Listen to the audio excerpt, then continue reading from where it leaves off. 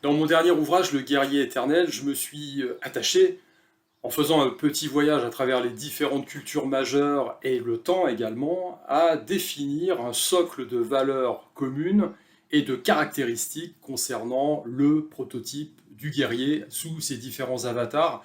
Alors, bien évidemment, lorsque l'on évoque les choses qui ont trait à la guerre, on imagine des destructions, on imagine bien évidemment la violence, le désespoir, la peur, la mort, bien évidemment, et on est tenté de se dire qu'est-ce que vient faire la noblesse là-dedans, ou la spiritualité. Alors, déjà, les batailles, eh bien, sont au cœur de l'histoire de l'humanité.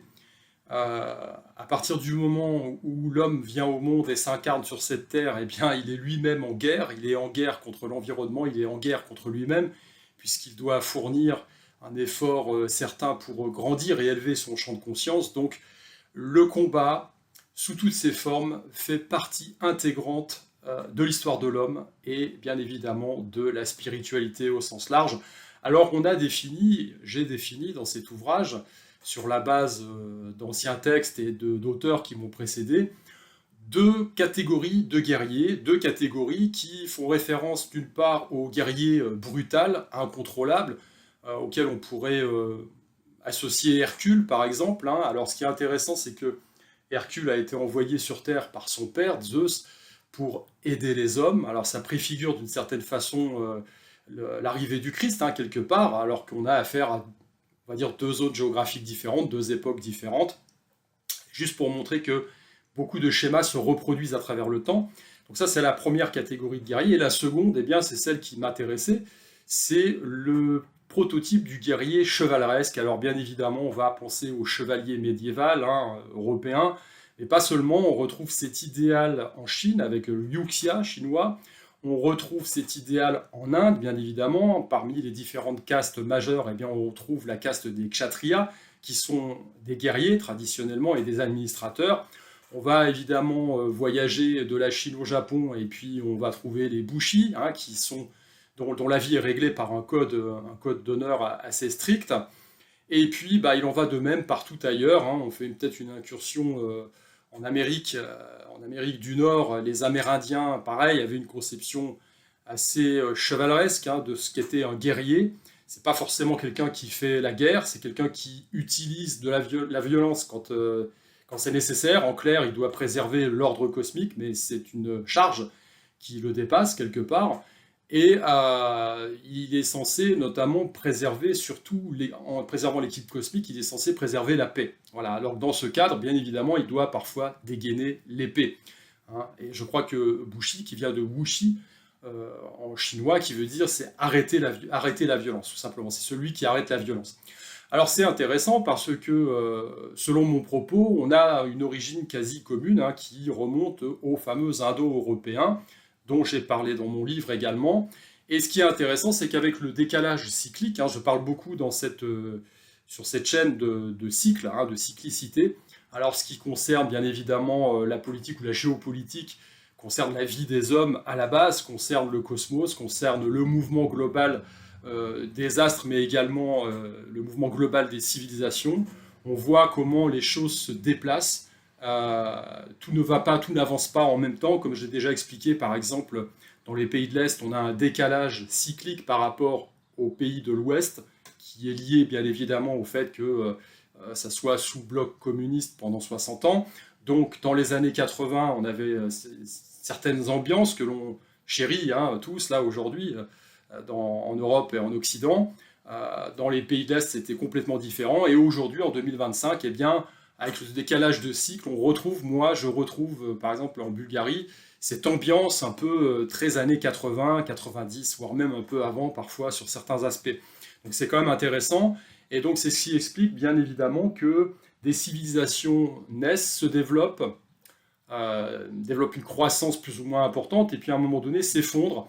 Alors comme ça n'avance pas au même rythme, et puis avec les phénomènes d'acculturation liés au commerce et à la guerre, eh bien on retrouve des enseignements, des bagages culturels dans un endroit qui ont été perdus dans l'autre, mais qui nous appartiennent également. C'est pour ça que c'est intéressant lorsque l'on étudie par exemple le karaté japonais. Eh bien, par plusieurs aspects, on a des influences bien évidemment locale. Le karaté est né à Okinawa, qui est une île à mi-distance entre la Chine et le Japon continental. Donc on va retrouver bien évidemment des influences locales, une boxe locale, mais des influences également chinoises par l'intermédiaire du commerce et des nombreux ports de pêche, mais aussi japonaises à travers les samouraïs. Et tout ça, eh bien, sa culture se transforme et donne un art qui semble être original. Mais lorsque l'on arrive à décrypter tout ça, on s'aperçoit bien évidemment que, par exemple, à travers les katas traditionnels, eh bien, on retrouve des racines qui remontent jusqu'à l'âge de bronze, et y compris l'âge de bronze occidental. Donc tout ça, c'est passionnant, et ça nous amène tout simplement à constater eh bien, un socle commun de valeurs.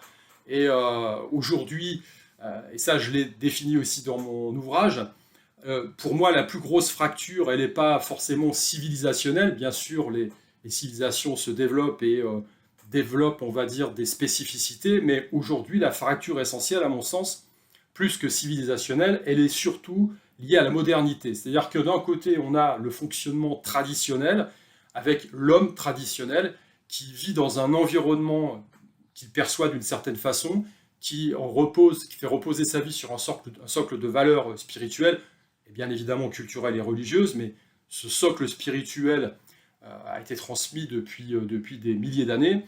Et de l'autre côté, on a l'homme moderne qui, lui, a subi quelque part une fracture par rapport à cet environnement. Donc d'un côté, on a, encore une fois, comme je le dis, l'homme traditionnel qui vit dans un environnement qui est sacralisé, et tout ça se retranscrit dans tous les champs de son existence. Donc il vit dans un environnement sacralisé, il développe une façon de vivre qui va être holistique. Grosso modo, l'homme ancien, eh bien, il sait se battre, il sait produire sa nourriture, il sait évidemment se défendre, chasser, et il sait aussi construire des choses, construire peut-être son propre habitat également.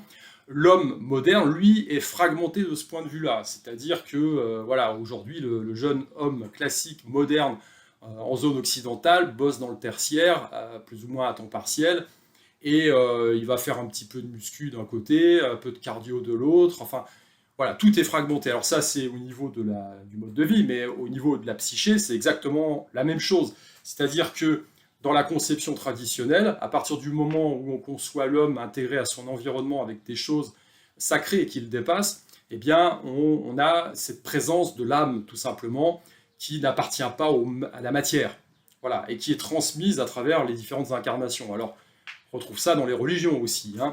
Et de l'autre côté, l'homme moderne, lui, bon, bah, il ne croit essentiellement qu'au côté matérialiste des choses. Vous comprenez bien, on comprend tous bien aujourd'hui que ça va dans une impasse. Voilà. Donc cette fragmentation, elle se trouve aussi dans le mode de vie, puisque l'homme traditionnel fait confiance à son âme, quelque part, pour aller vers ce qu'il doit être, lui, son chemin de vie, son propre chemin de vie, en faisant plus ou moins fi, on va dire, de la morale ambiante, du moment, du poids de la société, etc. Plus ou moins, il y a toujours des nuances, mais quand même, c'est un peu ça l'idée. De l'autre côté, l'homme moderne, lui, se met dans un moule, on va dire, comportemental, pour s'intégrer le plus possible à la société du moment et ses névroses du moment. Et encore pas si longtemps que ça, il fallait être, notamment en zone américaine et française aussi, à fond dans le wokisme, voilà, donc les hommes pouvaient être enceintes et toutes ces conneries-là. Bon, il y a eu un coup d'arrêt, semble-t-il, mais on était vraiment dans un délire qui dépasse le cadre, on va dire, anthropologique de base, quoi, et le bon sens même. Voilà, l'homme traditionnel, lui, ne s'embarrasse pas de ce genre de détails, parce qu'il est intégré dans un environnement, encore une fois, comme je le dis, sacralisé, qui le dépasse. Donc, tout ça, quand on redescend en cascade, ça se manifeste dans le mode de vie au quotidien et dans l'entraînement. Voilà.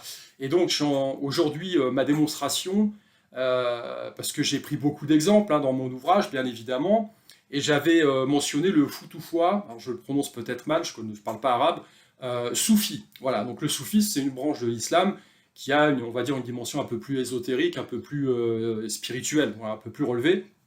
Et donc, il y a l'idéal guerrier, le Futufwa soufi, qui s'apparente quelque part au chevalier occidental que l'on a connu au Moyen-Âge européen. Alors ça, c'est quand même assez intéressant. Alors, quand on remonte un petit peu le fil, eh bien, aujourd'hui, je voulais faire un topo sur l'Iran. Alors l'Iran à la base, eh ben, c'est quand même la Perse, c'est une des plus vieilles civilisations qui a foulé le sol de notre monde, hein, depuis, on va dire que la mémoire humaine remonte, donc il y a 5 millions d'histoires recensées, avant on ne sait pas, à mon avis il y a eu d'autres choses, mais voilà. Et donc c'est à la base une civilisation qui a subi diverses influences, donc c'est quand même une énorme, on va dire, un énorme morceau, hein, en termes de civilisation, c'est comme l'Empire romain quelque part, hein, alors c'est pareil, c'est une civilisation qui a muté, qui a évolué, mais qui s'est enrichie, qui a subi de nombreuses influences au cours de l'histoire, à travers encore une fois le commerce et les guerres. Voilà, donc on a évidemment l'humain est en guerre perpétuelle, vous voyez bien ce qui se passe aujourd'hui, ça ne change pas, c'est toujours la même chose. Il y a quelques années, on a vu un film hollywoodien qui s'appelait 300, qui relatait la défense héroïque de Léonidas et de ses 300 Spartiates, hein, de ces 300 Grecs qui ont lutté contre l'invasion perse de Xerxès à l'époque, laissant évidemment le loisir à Athènes et aux cités grecques de s'organiser pour on va dire, fédérer les troupes et opposer une véritable résistance face à l'invasion perse. Mais dans l'histoire, il y en a eu d'autres. Il y a eu les Romains, ils sont restés plusieurs centaines d'années en guerre contre les Romains. Après, vous avez eu, il y a eu les Turcs, les Mongols, ils ont été islamisés aux alentours de l'an 1000.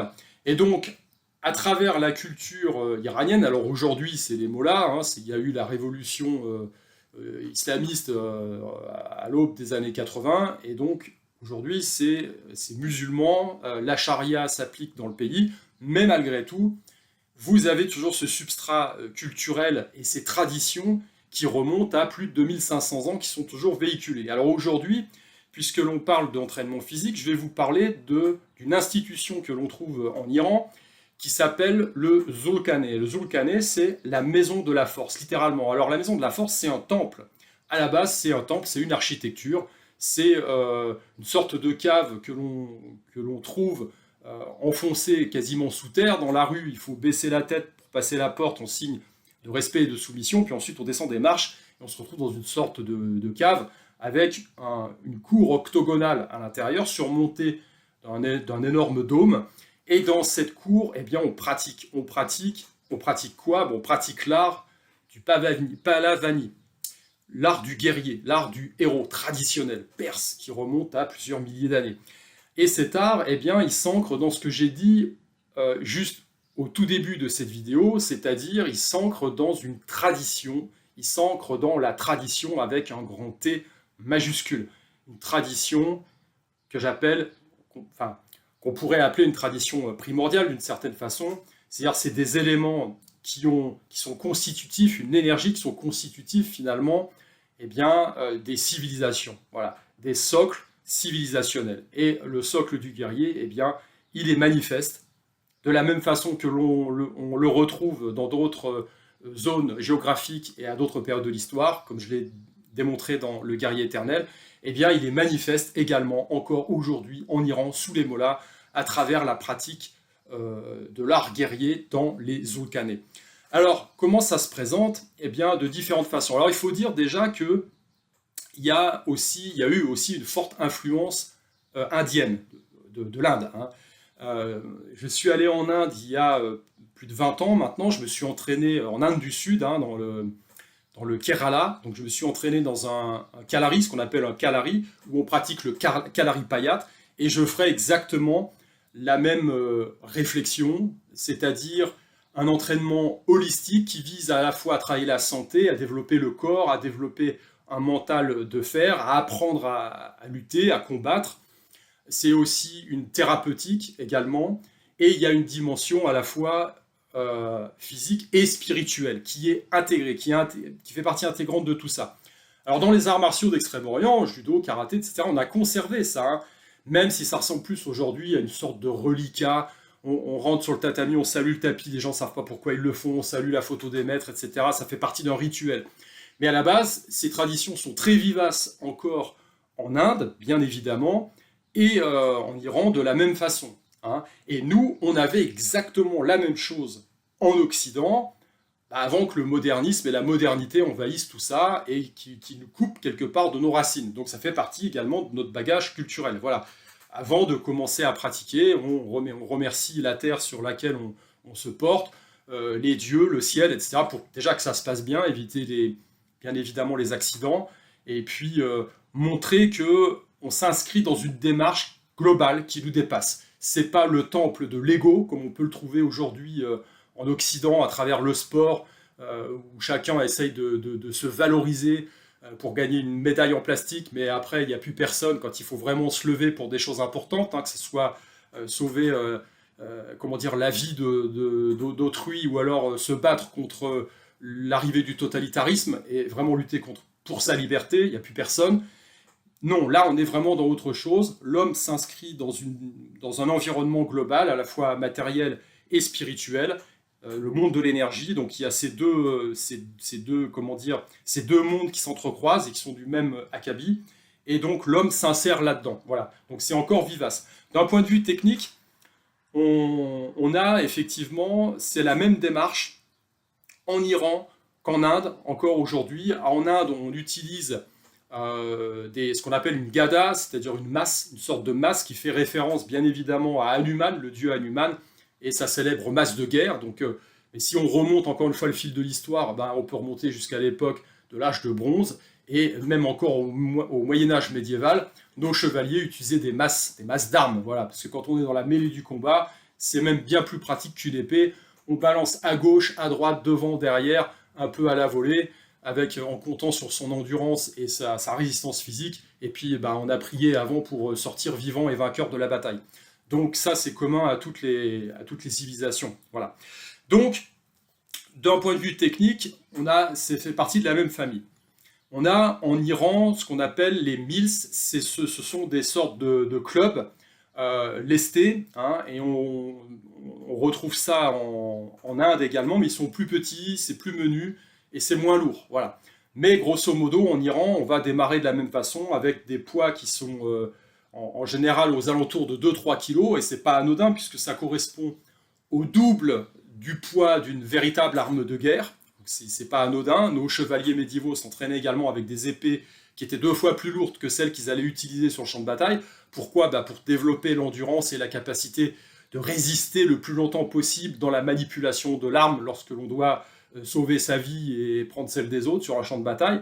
Un champ de bataille, des études ont été faites, c'est entre 2000 et 3000 coups, voire même plus, qui sont donnés dans tous les sens. Il faut pouvoir tenir, il faut pouvoir résister. Donc, l'utilisation d'une arme plus lourde se justifie, d'un point de vue physiologique, lié à l'entraînement. Voilà.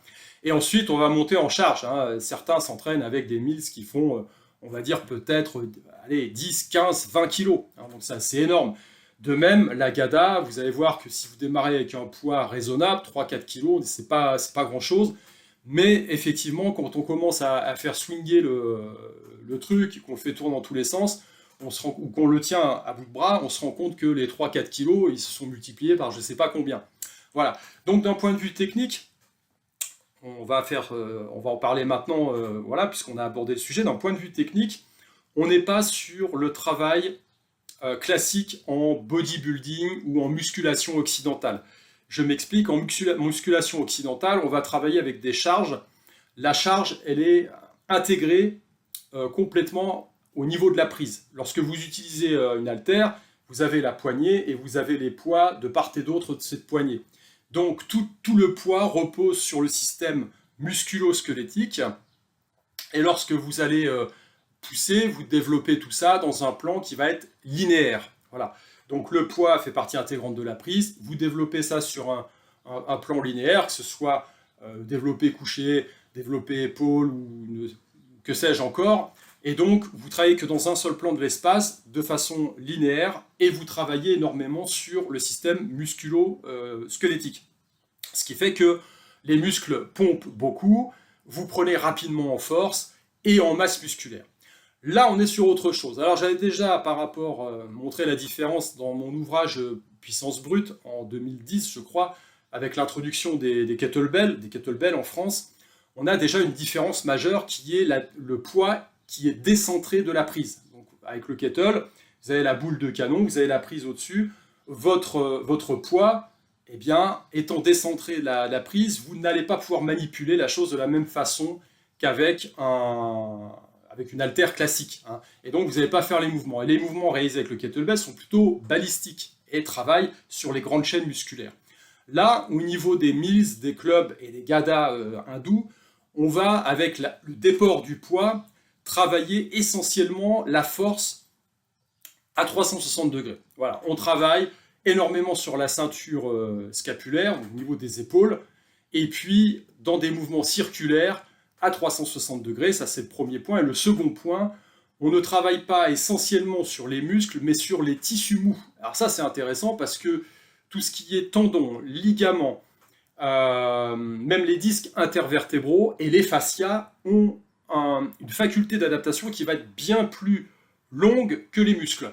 Et ça, il faut le prendre en considération lorsque vous vous préparez musculairement ou lorsque vous vous êtes blessé et qu'il faut reprendre l'entraînement. Alors que vos muscles, eux, peuvent revenir très très rapidement à la charge à laquelle vous étiez arrivé avant de vous blesser, vos tendons, vos ligaments et vos fascias vont prendre beaucoup plus de temps pour récupérer.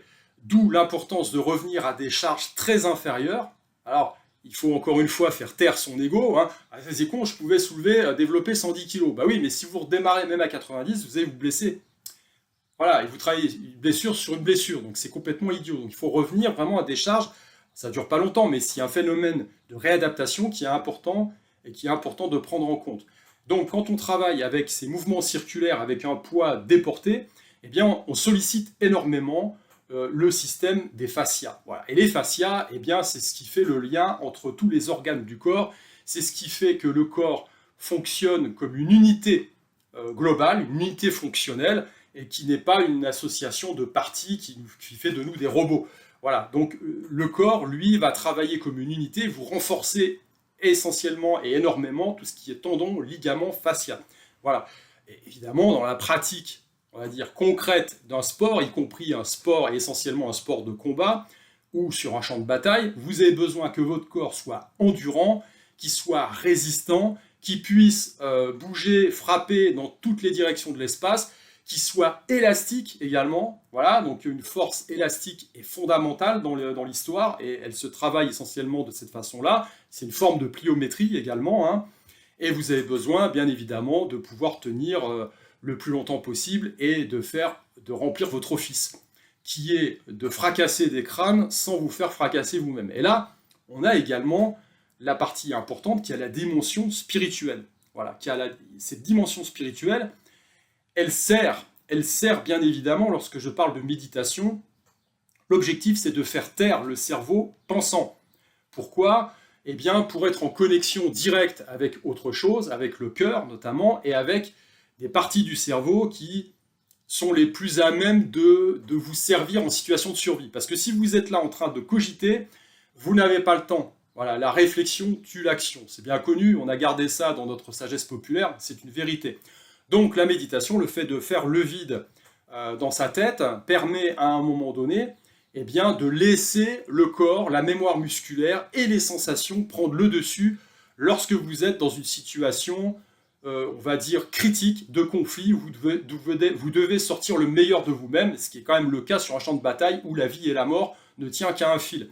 Donc on a conservé ça en Extrême-Orient à travers la méditation, on va dire, la méditation transcendantale que l'on trouve peut-être en Chine, bien évidemment au Japon avec le zen, hein, où les mecs sont assis, ils font la méditation, mais en Iran, donc dans la méthode du Zulkarnain et du Pahlavi, cette pratique méditative, elle va être active, elle se fait dans le mouvement. Voilà. Alors, en karaté également, puisqu'on a la pratique des katas. Le kata, c'est une méditation active, hein, selon moi, donc on est dans le mouvement. Voilà.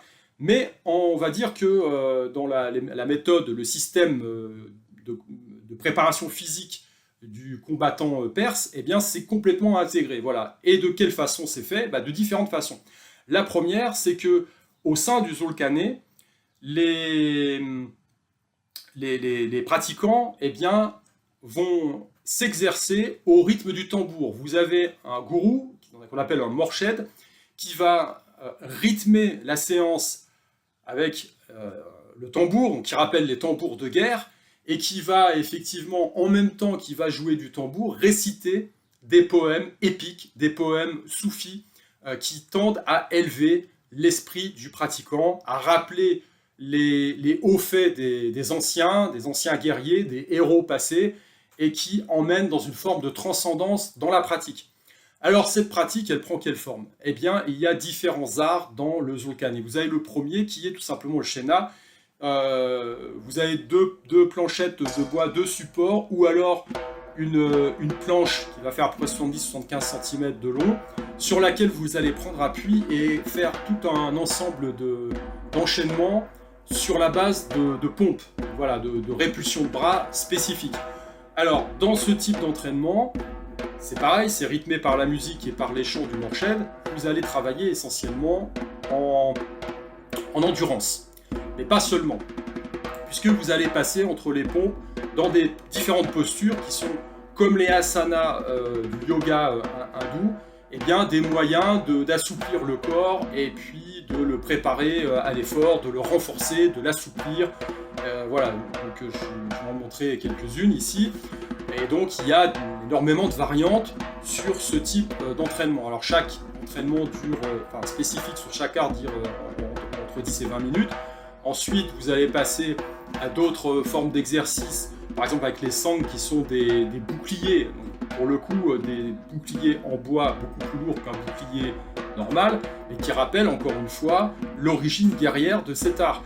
Ensuite, vous allez travailler avec les mills que j'ai déjà évoqués, et qui quelque part sont une préparation vraiment physique spécifique à la manipulation, eh bien, soit d'une épée, d'une masse de guerre ou d'une hache, par exemple, sur un champ de bataille. Et c'est pareil, tout ça est travaillé au son du Morshed, dans une forme de méditation, voilà, active, plus ou moins transcendantale, sur une longue période de temps, pour à la fois déconnecter l'esprit pensant, renforcer le corps, renforcer les muscles en termes d'endurance qui servent essentiellement à pratiquer, on va dire, l'art guerrier après. Et ensuite, on va passer à un travail de renforcement sous forme de danse, de la même façon, qui rappelle un petit peu les derviches tourneurs, avec des rotations, beaucoup de rotations. C'est encore une fois une façon de travailler l'endurance et en même temps de déconnecter l'esprit. Alors il y a encore d'autres arts qui sont pratiqués, notamment le kabadé, je crois, de mémoire, qui est la manipulation d'un énorme arc d'acier au-dessus de la tête. Alors là, c'est la même chose. Encore une fois, on recherche l'endurance, la résistance des épaules sur un mouvement où les bras restent levés très longtemps au-dessus de la tête. Et ça symbolise, au niveau de l'art guerrier, tout simplement la prise d'une citadelle où vous devez balancer des cordes au-dessus de la muraille pour pouvoir passer les murs et envahir l'ennemi. Et là, ce qui est intéressant, c'est qu'une fois qu'on a envahi l'ennemi, qu'est-ce qui se passe? On entre en corps à corps. Et là, vous arrivez à un autre art spécifique pratiqué dans le Zulkani, qui est la lutte, tout simplement. La lutte, qui est peut-être probablement le premier art martial de l'histoire de l'humanité, que l'on retrouve partout, que ce soit en Égypte ancienne, avec des témoignages qui remontent à 2000 ans avant Jésus-Christ, à travers de magnifiques peintures et sculptures, en passant par la Grèce antique. Vous allez bien évidemment au Japon, vous aurez une partie lutte au corps qui correspond à un des exercices de la formation des bushi. Alors bien évidemment, en Chine, c'est exactement la même chose. Bref, on retrouve ça partout. Et donc, ce qui est intéressant avec cette méthodologie, donc ce système perse, eh bien, c'est que c'est représentatif finalement de cette intégration, voilà, on va dire, de cette conception holistique de la vie du guerrier, et qui, bien évidemment, ça fait partie de notre bagage culturel également. Je rappelle qu'au niveau des déplacements de population, les Perses d'origine, d'un point de vue génétique, sont beaucoup plus proches de nous que d'autres peuplades du Proche-Orient, par exemple. Donc c'est quand même super intéressant, et comme je le dis, et comme je l'ai déjà répété, ces phénomènes d'acculturation, eh bien, dites-vous que les Grecs s'entraînaient de la même façon, les Hindous, pareil, les Turcs ont emprunté des choses, enfin, voilà, donc c'est passionnant. Et donc, c'est difficile, bien évidemment, à un moment donné, de déterminer à qui appartient quoi, mais ce qui est important de noter, c'est ça, c'est ce socle. Ce socle, à la fois qui intègre le monde visible dit matériel et le monde invisible, qui correspond au monde énergétique, au monde spirituel, et qui rejaillit dans tous les champs d'activité de l'homme traditionnel. Voilà, donc on en a une démonstration, encore une fois, avec les pratiquants de la maison de la force, même en 2025, hein, qui cherchent, à travers leurs pratiques, très ancrées dans l'histoire du guerrier perse, hein, donc il y a plus de 2500 ans, eh bien, à transmettre encore ce bagage culturel d'un homme complet qui va, dans une même séance, travailler à la fois l'endurance, la résistance physique, la souplesse, préserver sa santé, bien évidemment travailler son mental, parce qu'il faut pouvoir tenir aussi les séances, mais bon, là, je veux dire, par rapport à un type d'entraînement à l'occidental, il n'y a pas vraiment de différence notable. La plus grosse différence qu'il y ait, et que je note, et c'est là-dessus qu'il faut axer, c'est cette dimension spirituelle qui est ajoutée par rapport à ce que l'on connaît nous, hein, et qui existe depuis la nuit des temps. En fait, c'est nous qui l'avons perdu, ça. Et c'est vraiment, à mon sens, là-dessus qu'il faut... Alors, bien évidemment, hein, d'un point de vue technique, c'est top, voilà, parce que le fait de travailler, renforcer ses tendons, ses fascias, les ligaments, etc., on est dans une autre dimension en termes de qualité du corps, de résistance du corps, dans le côté fonctionnel, bien évidemment, hein, que simplement pumper dans un seul plan de l'espace pour avoir les plus gros muscles possibles. Donc ça, c'est vraiment très très intéressant, c'est à intégrer, à mon sens, de façon absolue. Mais il y a également cette dimension spirituelle sur laquelle j'insiste, peut-être lourdement, mais qui fait également partie de notre bagage à nous, occidentaux, qui malheureusement avons subi une fracture avec les promesses du monde moderne qui, à mon sens, sont de moins en moins tenues. Voilà. Donc j'espère que ce petit topo, je vous ai mis quelques images en même temps hein, sur le Zulkarnain perse, vous aura intéressé. Hein. Alors c'est un petit peu d'actualité en ce moment avec ce qui se passe en Iran, mais c'est toujours bien effectivement de faire une piqûre de rappel historique et pour essayer en plus dans une démarche de paix de définir ce qui nous rassemble et ce qui nous caractérise plutôt que ce qui nous distingue et nous sépare. Voilà, c'est peut-être le message qu'il faut retenir de cette vidéo. Allez, je vous dis à plus.